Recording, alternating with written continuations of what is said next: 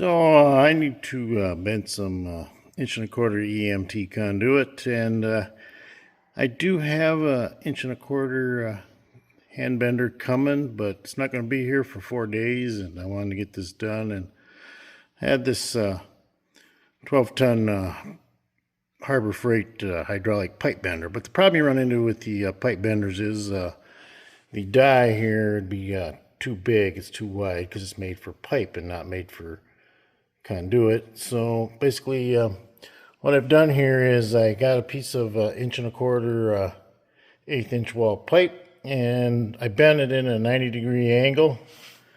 Then I basically just split it in two, and then it fit inside my die here, okay? And that takes care of your extra space around your conduit. See, it fits in there real nice. All right.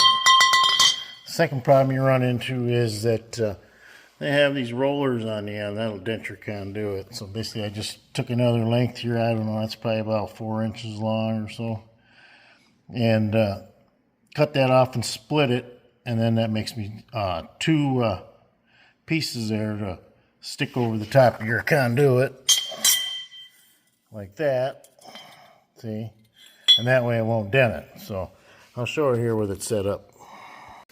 So what I got here is an offset that I've done here. This is bent about 12.5 degrees. I used a calculator here. I knew I needed a little bit over 10 degrees, but I didn't want to bend it at 22.5. I wanted to keep it as shallow as I could.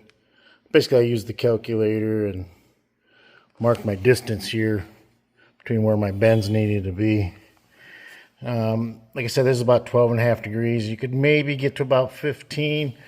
You know, you're not going to get too far if you're going to do it in one shot, because you're going to start kinking it here in the middle. If you're going to go over about 12.5, 15 degrees, you're going to have to move your conduit on each side of the center of your die. Start like here and here and here and here and here. Otherwise, you'll start kinking it here in the middle, you know. I've done 1.5 before, about 15 years ago. And that's how I did those. Those had to be about, wasn't it quite 45 or something like that? They were in the shop here when I ran conduit over to a sub panel in the shop. And same kind of deal. I think I made a set of dies for it.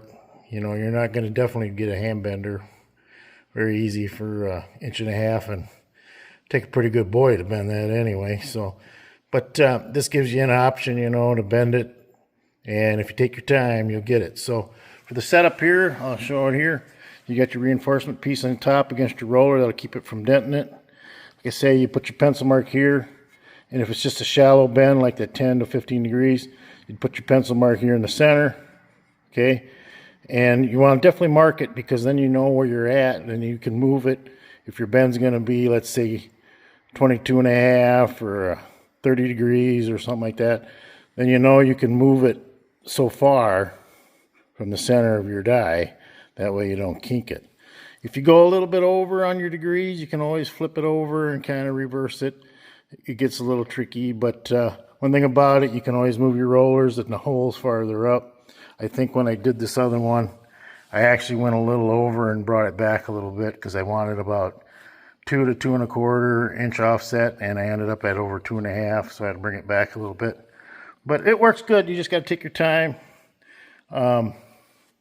Pretty neat. It gives you a chance to, you know, not spend a lot of money, but be able to get it. Now, I did find a bender on eBay with the handle and included shipping for $160, which I thought was pretty good. It's used.